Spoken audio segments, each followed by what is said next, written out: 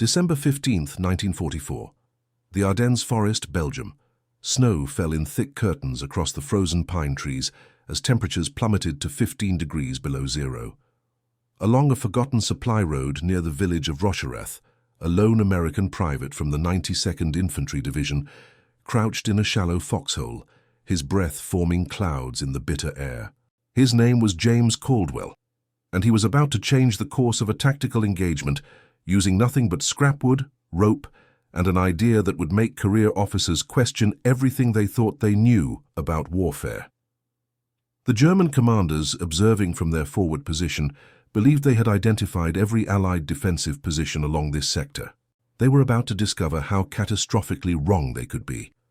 Before we dive into this story, make sure to subscribe to the channel and tell me in the comments where you're watching from. It really helps support the channel. This is the story of how one soldier's ingenuity, dismissed and mocked by his adversaries, would demonstrate that in warfare, perception can be deadlier than firepower. Private James Caldwell had been with the 92nd Infantry Division for 8 months. The division, comprised entirely of African American soldiers, led mostly by white officers, had been relegated to what the command structure considered secondary duties: supply line protection, road maintenance, guard duty at rear positions. Tasks that kept them away from the glory of frontline combat operations. Caldwell, 23 years old from rural Mississippi, had grown accustomed to being underestimated. His commanding officer, Captain William Harrison, had made it clear on numerous occasions that he considered the men under his command suitable for labor, not tactical thinking. But Caldwell had been watching, learning. Every convoy that passed through their checkpoint, every reconnaissance patrol that shared information, every piece of equipment that moved along the supply routes, he absorbed it all like a student studying for the most important exam of his life.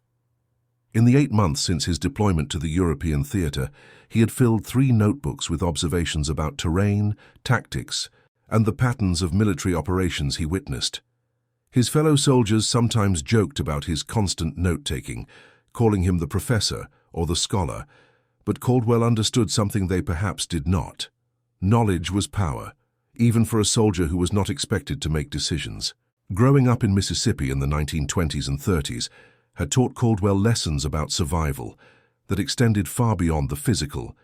He had learned to observe carefully, to understand the perspectives and expectations of those who held power over him, and to find ways to achieve his goals within systems that were not designed to support his success. His father, Samuel Caldwell, had worked the same land as a sharecropper that his grandfather had worked as a slave.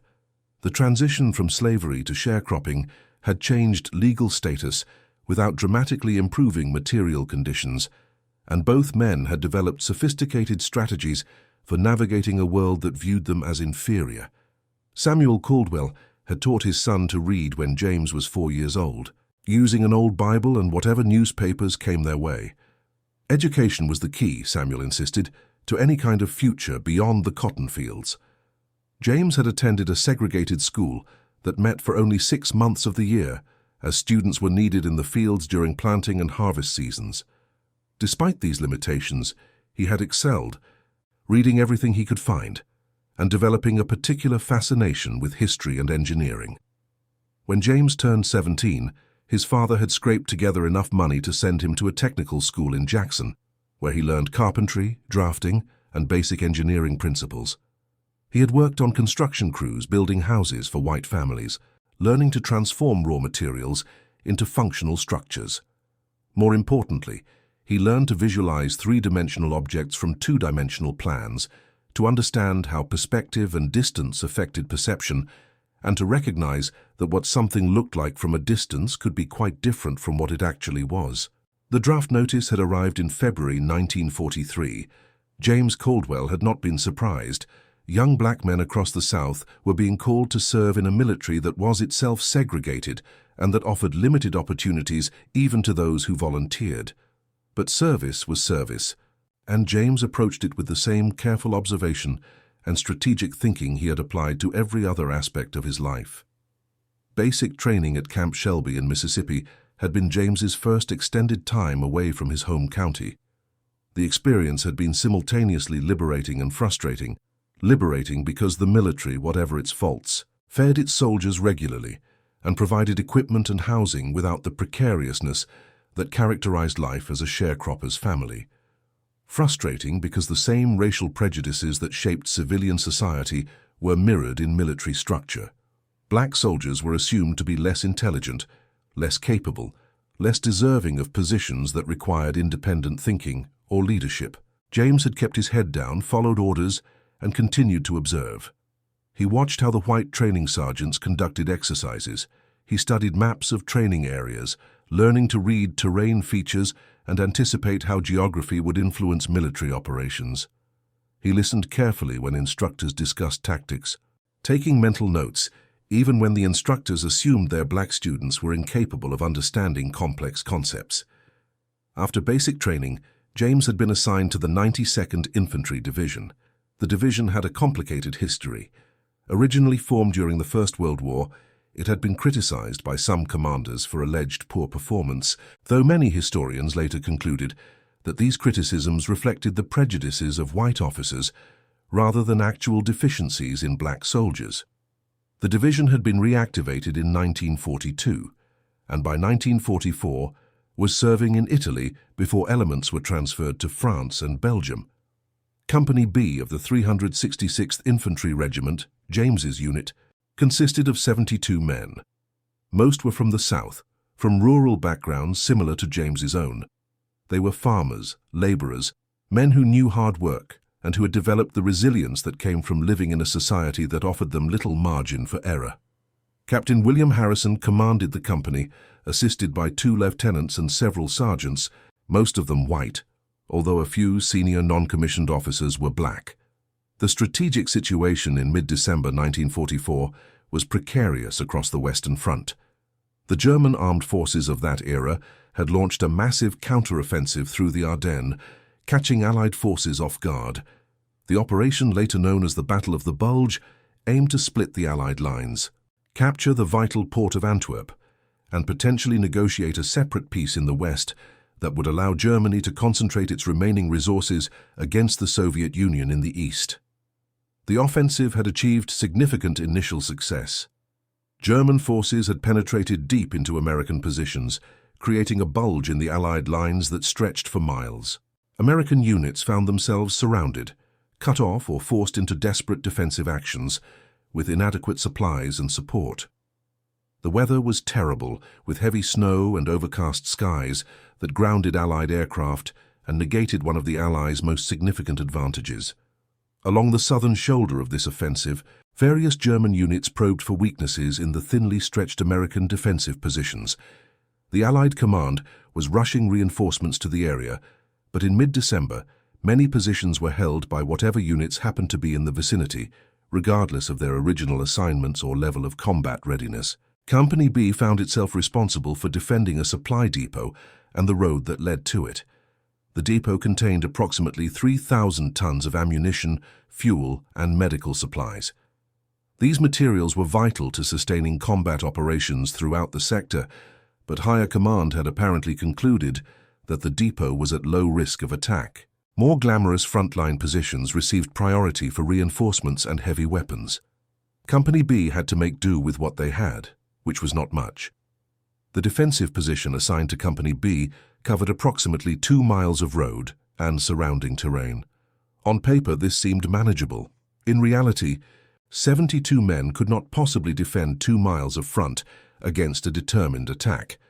Captain Harrison had positioned his soldiers as best he could, creating strong points at what he judged to be the most likely avenues of approach, but everyone understood that if a full-strength enemy company attacked, Company B would be in serious trouble. James Caldwell had spent his first 2 weeks at this position doing exactly what he had done since joining the military, observing and learning. He walked every meter of the defensive perimeter, noting terrain features, fields of fire, dead ground where attackers could find concealment, and routes that an enemy force might use to approach the American positions. He studied the road network, understanding how different routes connected and where choke points existed that could be exploited tactically. More importantly, James observed the German reconnaissance activities. Enemy patrols probed the American positions regularly, testing defenses, gathering intelligence, preparing for whatever operations their commanders were planning. James watched these patrols carefully, noting how they moved, what they paid attention to, and what seemed to concern them most. He began to develop a sense of how German tactical thinking worked, what principles guided their planning, and what assumptions they might make about American defensive capabilities.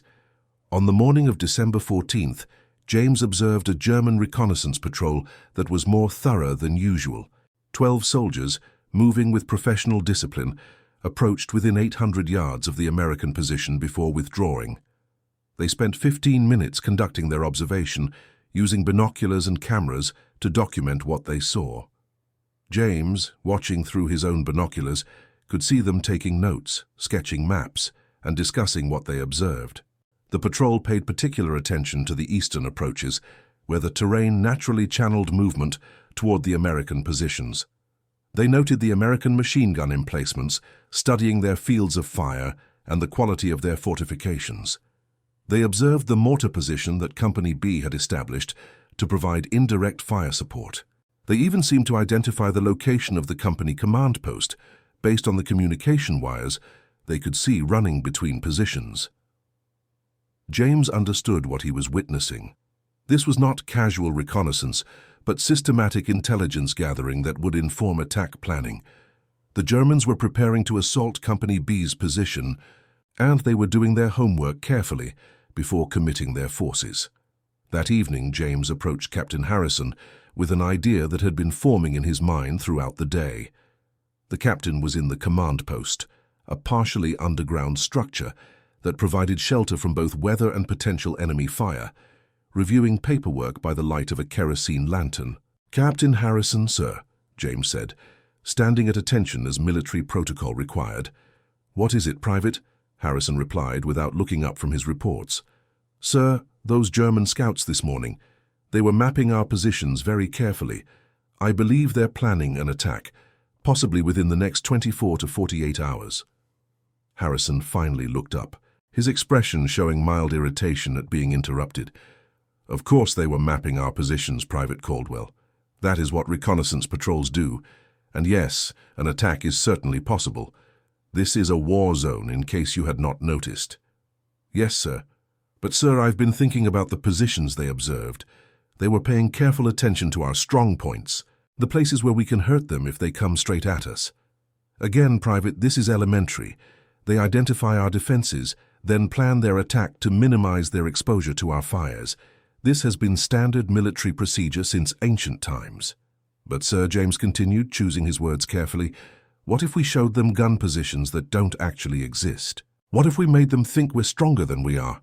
Made them commit to a flanking maneuver that we could actually defend against?" Harrison set down his paperwork and gave James his full attention for the first time. "Explain what you mean, Private." "Sir, I could build decoys, false positions that look real from a distance, machine gun nests, mortar positions, maybe even a fake artillery piece. If the Germans think we're stronger on our eastern flank than we actually are, they might choose to bypass those positions entirely and approach from a different direction, a direction where we could position our real defenses to engage them more effectively."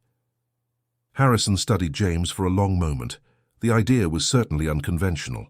Battlefield deception was typically the province of specialized units with specific training and sophisticated equipment.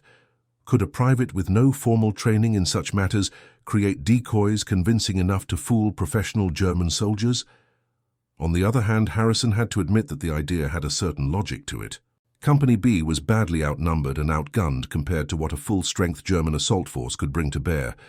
Any tactical advantage, no matter how unusual its source, might be worth considering. "You worked construction before the war?" Harrison asked. "Yes, sir, carpentry, some basic engineering. I know wood angles, how things look from different distances. And you believe you could build decoys convincing enough to fool German reconnaissance?" "Sir, I think I could build decoys convincing enough that Germans who are looking for American defensive positions will see what they expect to see. People tend to see what they're looking for, especially if they're observing from a distance in bad weather." Harrison considered this. The proposal would require minimal resources. Some would. which could be scavenged from abandoned buildings in the area, rope and other materials that were readily available, a few men to assist with construction. If the idea failed, the cost would be negligible. If it succeeded, it might give Company B a fighting chance if the Germans attacked. Very well, Private Caldwell. You may have Corporal Jenkins and 3 men to assist you. You have 48 hours. Do not neglect your regular guard duties, and do not create anything that will draw artillery fire to our actual positions. If your decoys are too convincing, we might end up getting bombarded. Yes, sir, thank you, sir. James saluted and left the command post, his mind already racing through the details of what he needed to build and how to build it most effectively. Over the next 36 hours, Private James Caldwell and his team worked with intense focus. Corporal Marcus Jenkins, the 30-year-old mechanic from Detroit, had been skeptical at first about the project, but as James explained his reasoning and demonstrated his technical skills, Jenkins became not just a helper, but an enthusiastic collaborator. The team scavenged materials from several abandoned farm buildings in the area. The farmers who had once worked this land had fled when the fighting approached, leaving behind structures that were now serving as supply sources for soldiers from both sides. James selected wood carefully, looking for pieces that had the right dimensions and could be worked with the basic tools available. Straight boards for constructing frames, branches for creating texture and concealment, rope for rigging movement systems. The first decoy was a false machine gun position. James positioned it on a small rise approximately 200 yards east of the actual American defensive line. The location was tactically logical. A machine gun there would have excellent fields of fire covering the most obvious approach routes. Any competent military planner studying American defenses would expect to see a strong position at that location. James built the decoy in layers. First, a basic structure using logs to simulate sandbag fortifications. He arranged the logs to create walls and firing apertures that matched the profile of standard American defensive positions. Next, he constructed a false machine gun using a carefully shaped pine branch assembly.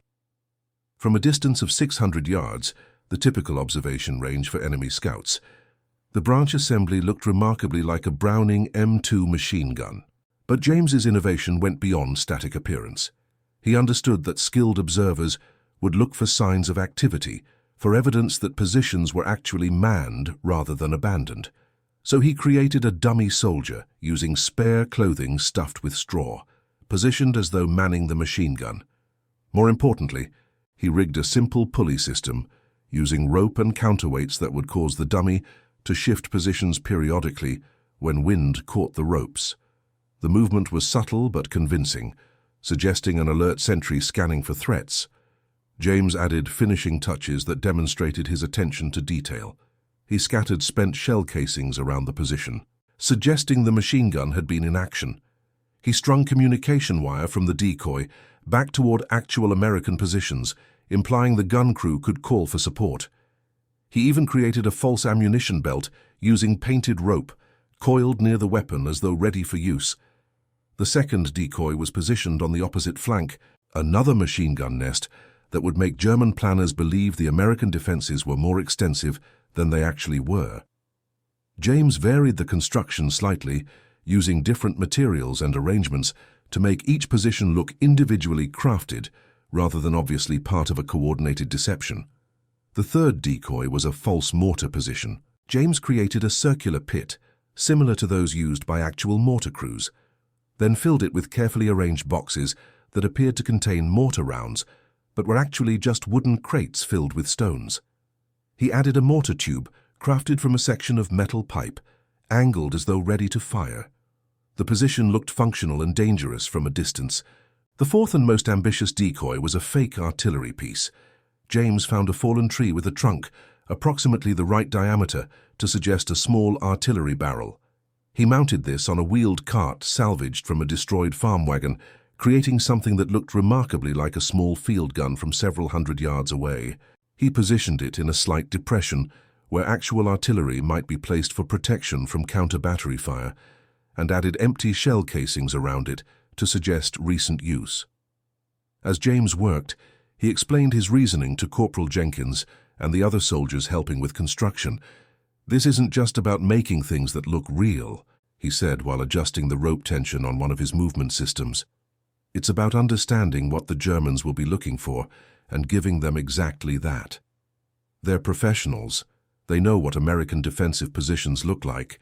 We're showing them textbook defenses, positioned in logical locations with all the details they'd expect to see. But what if they look too closely?" asked Private Tommy Wilson, a 19-year-old from Alabama who was helping gather materials. "What if they realize these are fake?" "Then we've lost nothing but some time and wood," James replied. "But I'm betting they won't look that closely. They'll conduct a quick reconnaissance, identify what they think are our strong points, and plan their attack accordingly. Professional soldiers don't waste time on prolonged observation when they think they understand the situation." By the evening of December 15th, James's 4 decoy positions were complete. From the American defensive line, even the soldiers who had built them had to admit they looked convincing.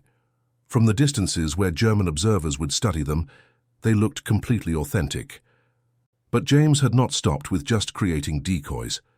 He had also been thinking about what would happen if his deception worked, if the Germans actually believed the fake positions were real and planned their attack to avoid them. That led to his second innovation, one that Captain Harrison knew nothing about because James had implemented it without asking permission. James had studied the terrain west of the American position carefully. If German commanders concluded that the American eastern flank was too strong to assault directly, the logical alternative would be a flanking maneuver through the forested area to the west.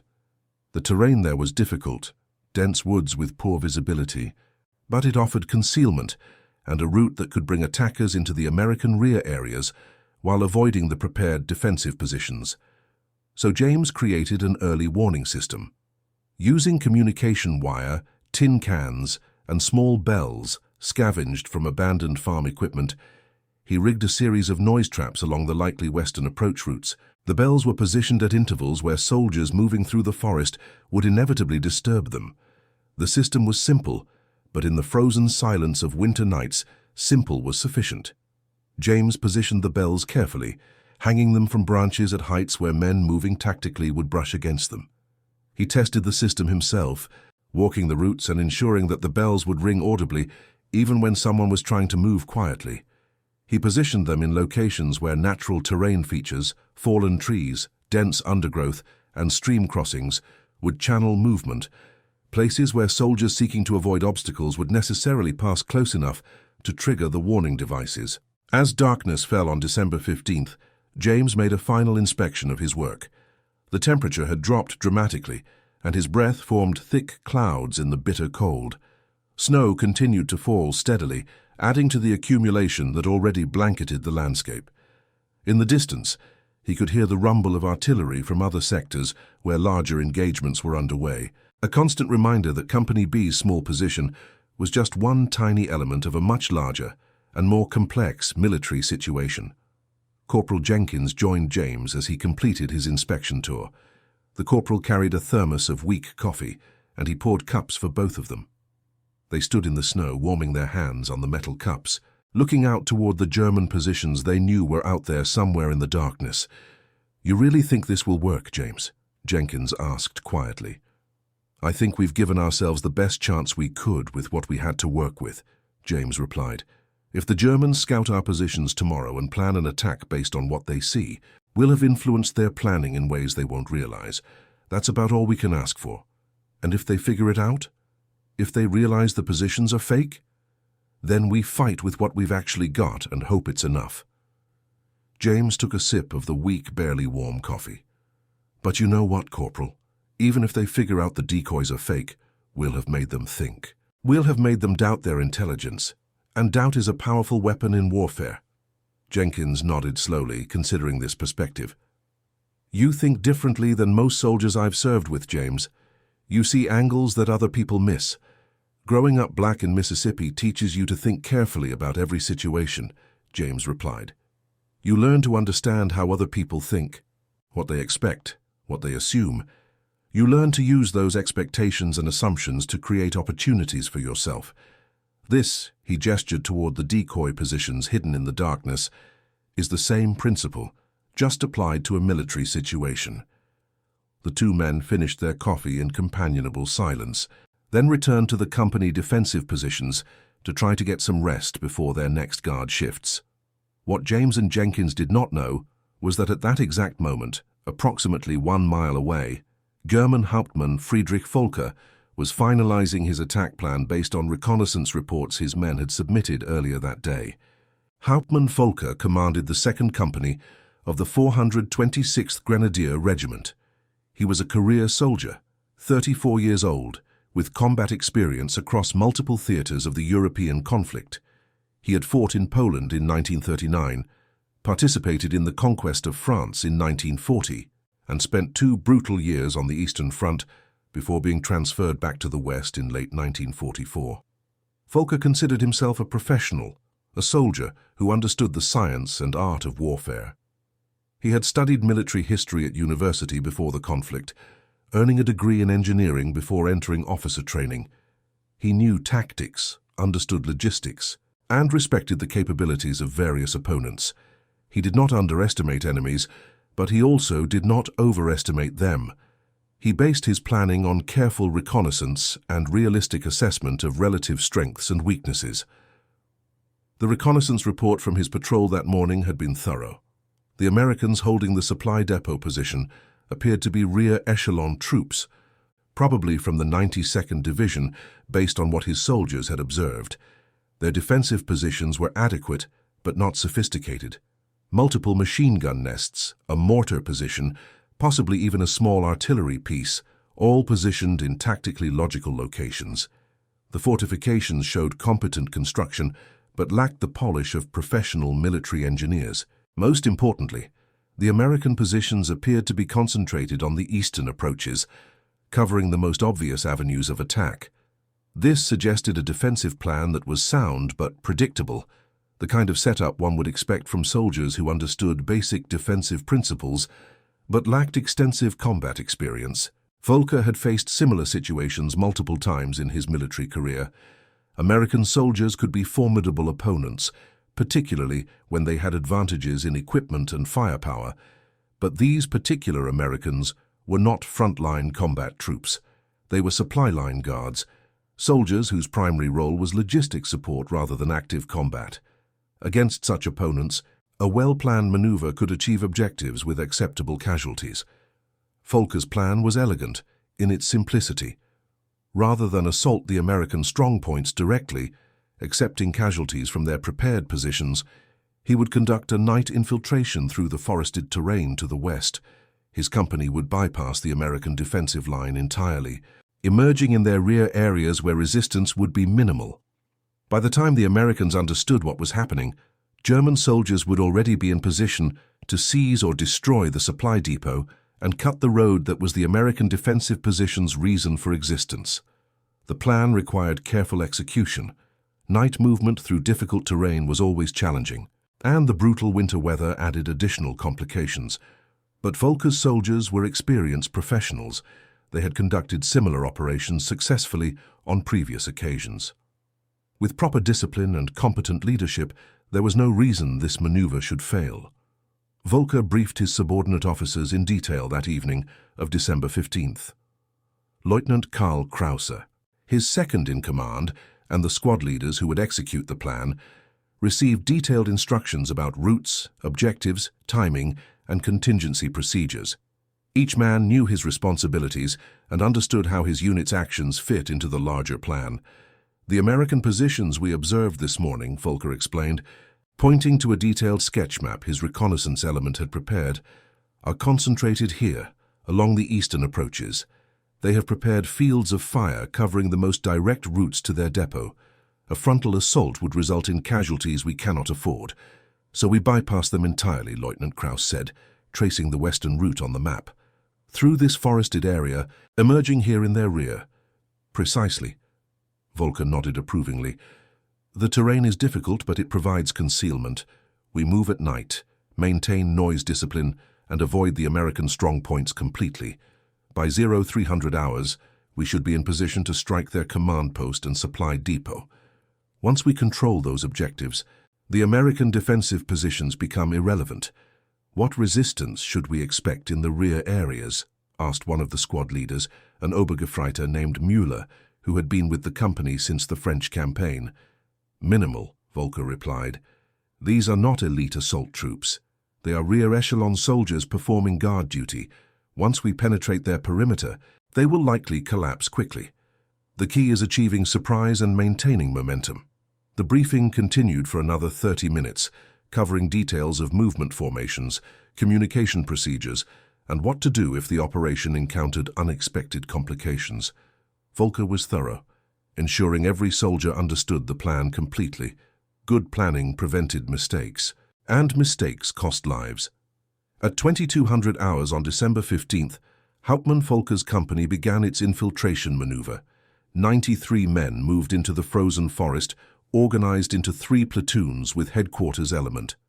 They carried full combat loads, weapons at the ready, moving with the disciplined silence that professional soldiers develop through training and experience. The route was as difficult as Volker had anticipated. Dense pine forest, small frozen streams, slopes that required careful navigation. The soldiers moved slowly, taking 3 hours to cover 2 kilometers, but they moved without detection. Or so they believed. The German column wound through the dark forest like a silent serpent. Each soldier maintained proper spacing, watching for obstacles, staying alert. Occasionally hand signals passed down the line indicated hazards or course adjustments. The only sounds were the soft crunch of boots on frozen snow and the whisper of equipment against uniforms. Lieutenant Kraus, moving near the front of the column with Hauptmann Volker, felt confident in their approach. The Americans had positioned their defenses to cover direct approaches, but had left this western route essentially unguarded. It was a classic error made by inexperienced troops. They prepared to defend against the threat they expected, rather than considering all possible approaches.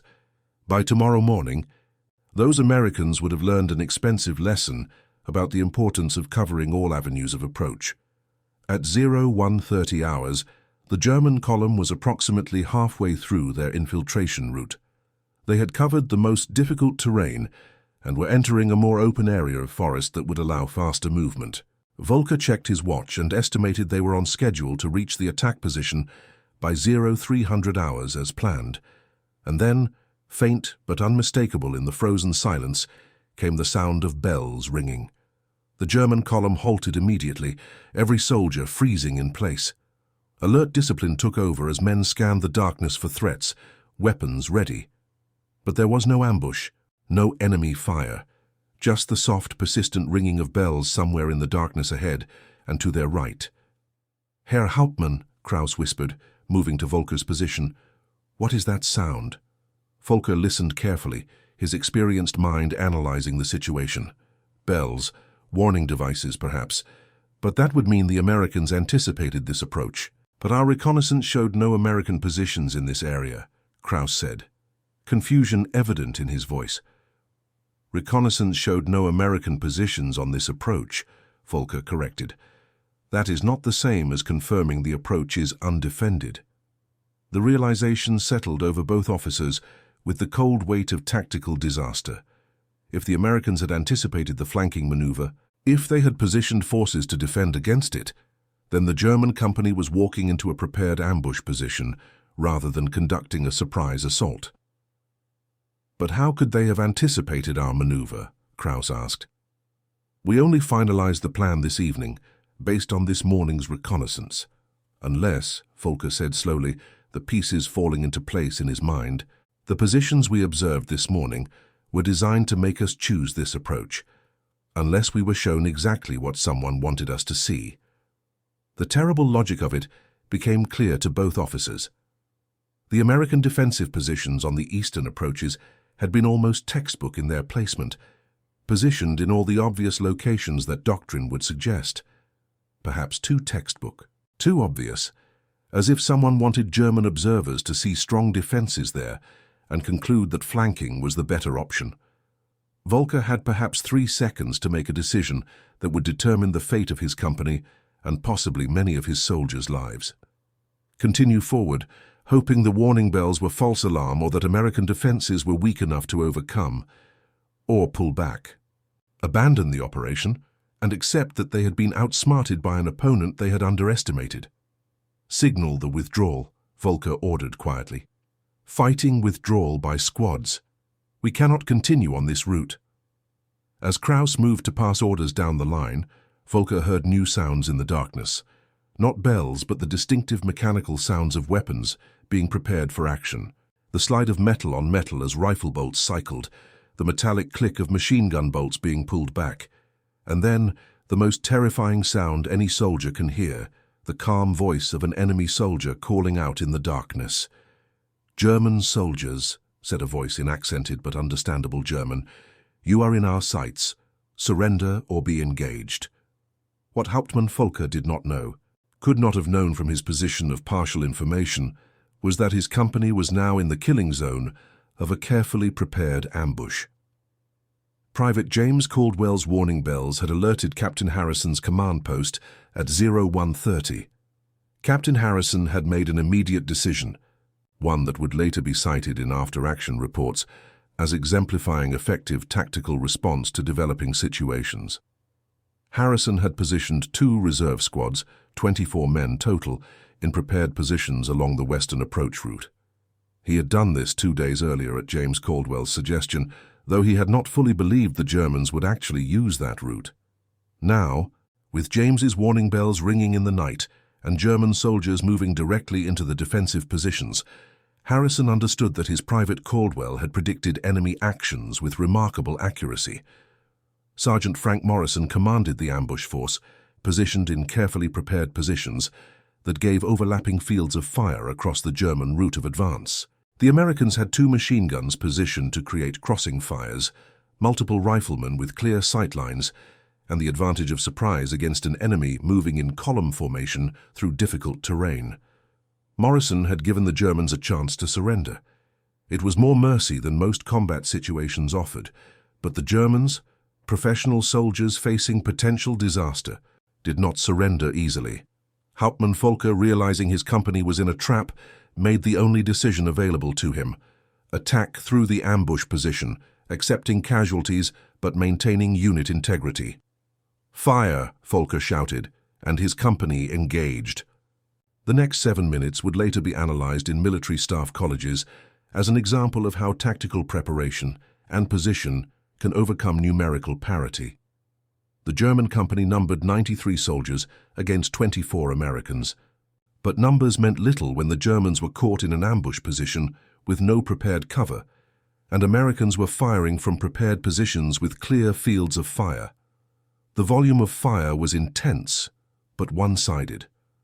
American rifles and machine guns poured rounds into the German formation, while German soldiers, caught in open ground and unable to identify clear targets, returned fire ineffectively. The professional discipline that had brought Volker's company through this maneuver without detection now saved them from complete catastrophe as squad leaders organized fighting withdrawals, soldiers moved by fire and movement, and the company pulled back toward the forest they had just emerged from. But discipline could not change the fundamental reality that they were withdrawing under fire across open ground from an ambush position they had walked into blind. By the time Volker's company had pulled back to a safe distance and established a defensive perimeter, he had lost 31 men, dead, wounded, or missing in the chaos of combat. 1/3 of his effective strength gone in 7 minutes. As dawn broke grey and cold over the forest on December 16th, Hauptmann Volker stood in his reduced company's defensive position and contemplated the disaster that had befallen his command. They had been outmaneuvered completely, made to believe they understood the tactical situation, when in fact they had been shown a carefully crafted illusion designed specifically to channel their planning toward this disastrous outcome. Lieutenant Kraus, his left arm bandaged from a wound, joined his commander in the morning light. The young officer's face showed the shock of someone whose certainties had been violently challenged. "Herr Hauptmann," Krause said quietly, "the reconnaissance element is reporting that the American defensive positions we observed yesterday, the machine gun nests and fortifications, many of them appear to be unoccupied or possibly decoys." Volker was not surprised. Of course they were decoys. The entire defensive display had been theatrical, designed to make German planners see what the Americans wanted them to see, and make the decisions the Americans wanted them to make. It had worked perfectly. Who among the American force would have the training for such sophisticated deception? Krauss asked. Volker shook his head slowly. Someone who understood that warfare is as much about perception as firepower. Someone we underestimated completely. That is the only honest assessment I can make. In the American command post, Captain Harrison was writing his after-action report with a sense of astonishment he had not experienced in his 22 years of military service. The engagement had resulted in 0 American casualties. The enemy force had been repelled with significant losses. The supply depot remained secure, and the entire tactical success had been engineered by a 23-year-old private from Mississippi who had seen possibilities that professional officers had missed. Private James Caldwell stood at attention before Captain Harrison's desk, uncertain about how his unorthodox methods would be received. The captain could reprimand him for implementing the warning bell system without explicit authorization, could criticize the decoys as waste of resources, could reassert the traditional hierarchy that said privates did not make tactical decisions. Private Caldwell, Harrison began carefully, I owe you an apology, multiple apologies in fact. I treated your suggestions with skepticism that bordered on dismissal. That was an error in judgment on my part, and it could have cost this company dearly if you had not proceeded with your plans despite my lack of enthusiasm. Sir, you gave me permission to try. That's more than many officers would have done. Permission given reluctantly, and without real understanding of what you were attempting to accomplish. Harrison paused, choosing his words carefully. You saw the terrain, studied the enemy's likely approach options, and created a deception that made them choose the path where we could engage them most effectively. More than that, you anticipated their response to your deception and prepared an additional defensive measure that provided us with timely warning. That is the kind of multi-layered tactical thinking that staff colleges spend years trying to teach officers. I just thought about what a hunter would do, sir. Make the prey go where you want them to go. The principle is sound, regardless of the context. Harrison stood and came around his desk. Private Caldwell, you are wasted in a supply line security role. I am recommending you immediately for promotion to sergeant and transfer to an intelligence and reconnaissance role where your skills can be properly utilized. Sir, I appreciate that, but I'd prefer to stay with my unit if it's all the same. These men trusted me when this started. I'd like to finish what we're doing together. Harrison studied the young soldier for a moment, seeing him clearly for perhaps the first time since Company B had formed. Very well, Sergeant Caldwell. The promotion stands regardless, and your methods will be documented and shared with other units in the division. What you accomplished here needs to become part of our tactical doctrine. The story of the engagement near Rocherath spread through the 92nd Infantry Division with the speed of legend. A black private from Mississippi who had used wooden decoys to defeat a professional German infantry company, who had been mocked, dismissed, underestimated, and who had turned those very attitudes into tactical advantages that saved American lives and protected critical supplies. But the impact extended beyond morale or unit pride. In the broader context of the Ardennes offensive, every German unit that was delayed, defeated, or forced to divert resources represented a weakening of the overall attack. Volker's company, which had been tasked with clearing supply routes for larger formations following behind, had failed in that mission. The delay rippled through the German operational timeline, contributing in a small but measurable way to the ultimate failure of the offensive. For James Caldwell, the engagement represented a moment of validation that went beyond military success. He had been raised in a society that told him his intelligence, his observations, his ideas were less valuable because of the color of his skin. The military he served had largely reinforced those same attitudes, relegating black soldiers to roles considered unsuitable for white troops. Yet when given the smallest opportunity, the slightest opening to demonstrate what he was capable of, he had achieved something that professional soldiers with years of training and experience had failed to see was possible. 3 weeks after the engagement, an intelligence officer from division headquarters arrived to interview James about his methods. Major Robert Chen, a Chinese-American officer who had faced his own battles with institutional prejudice, spent an entire afternoon discussing tactical deception, terrain analysis, and what he termed perceptual warfare.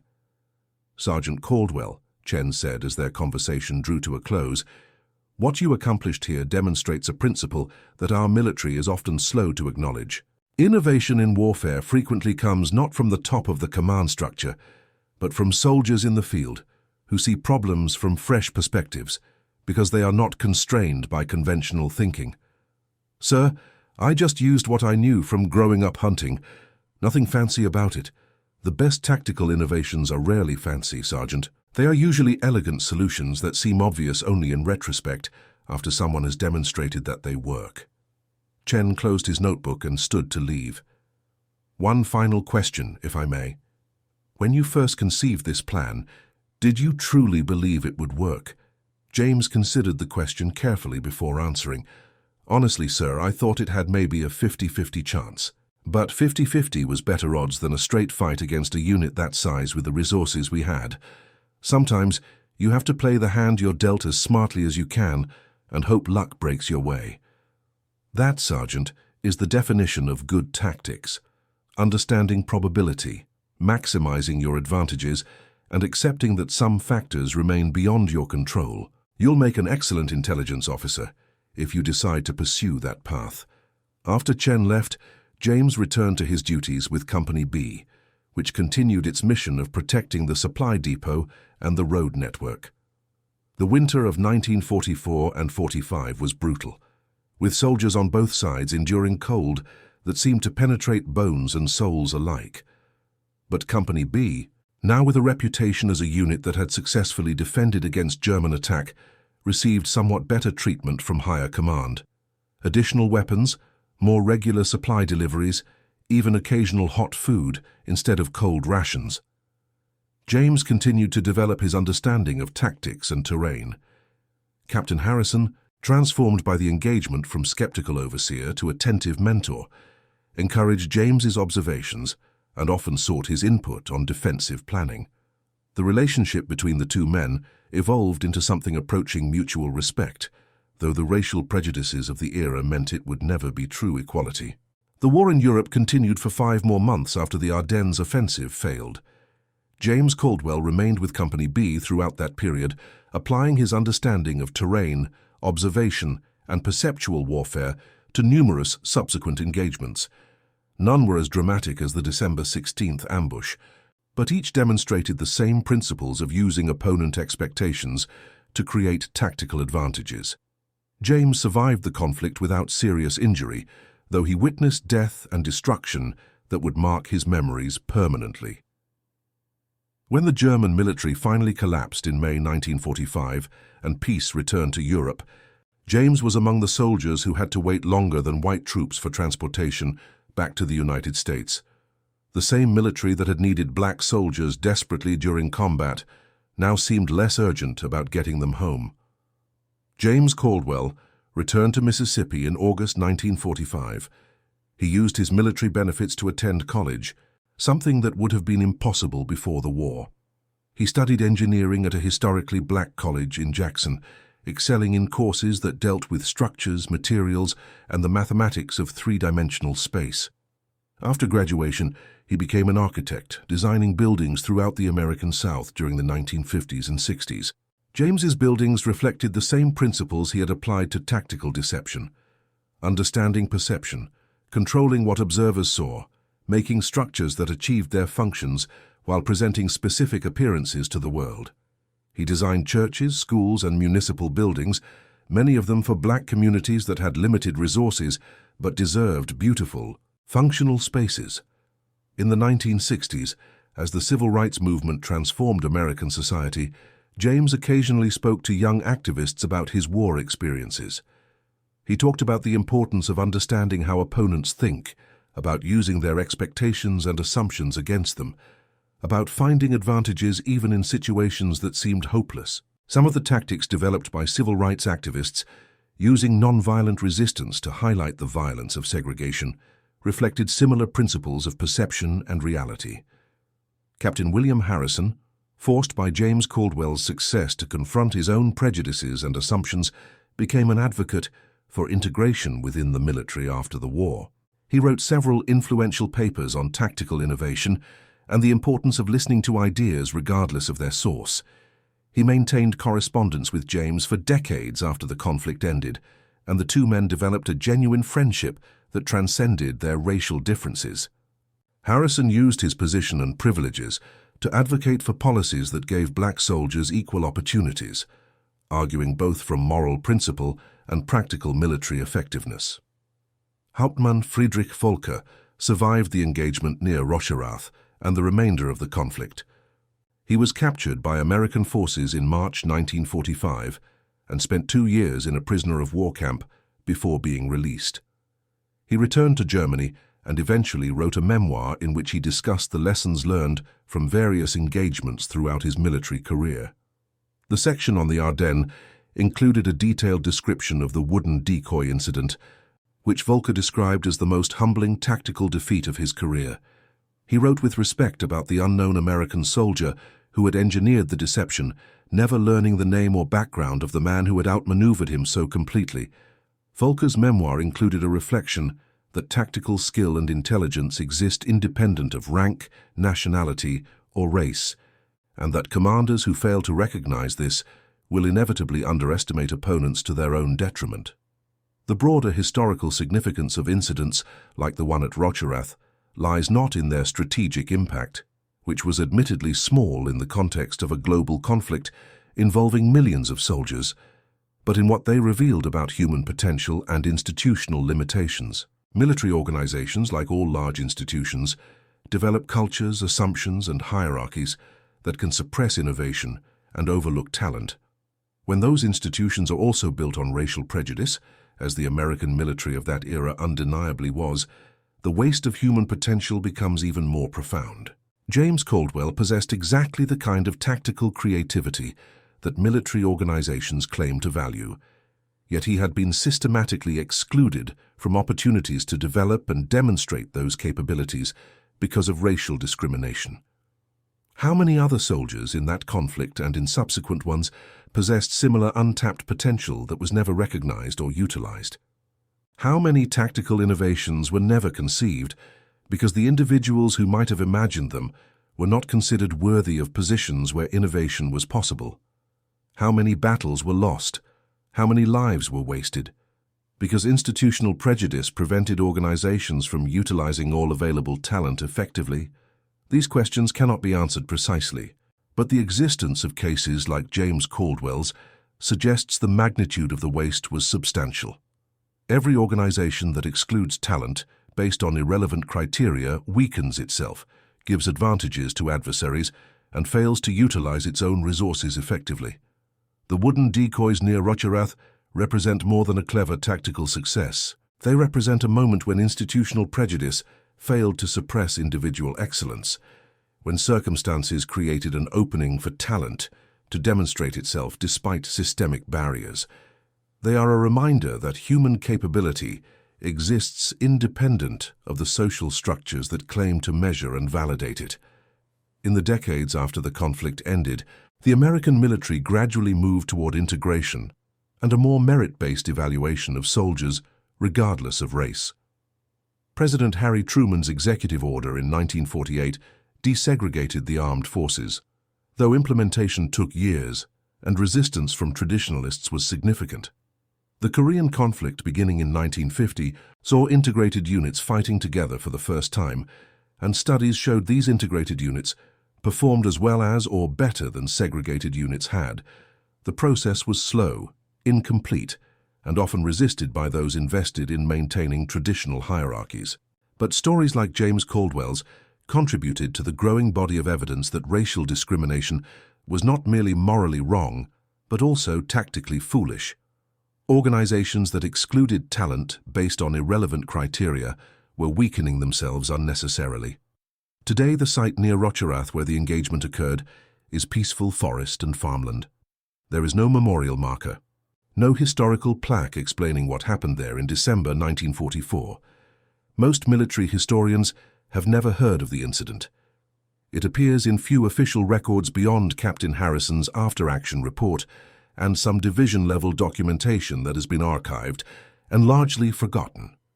Yet the principles that James Caldwell demonstrated that frozen winter night remain relevant to any organization that seeks to identify and empower talent.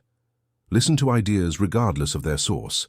Create space for innovation even in unlikely places.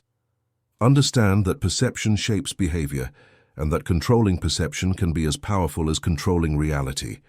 Recognize that the person with the least traditional credentials may sometimes see solutions that elude those with the most impressive qualifications.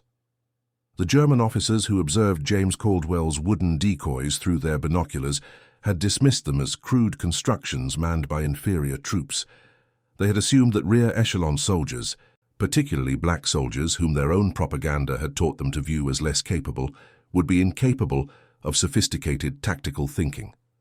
Their dismissal had turned to shock, then to respect, then to the bitter acknowledgement that they had been comprehensively outmaneuvered by an opponent they had failed to take seriously.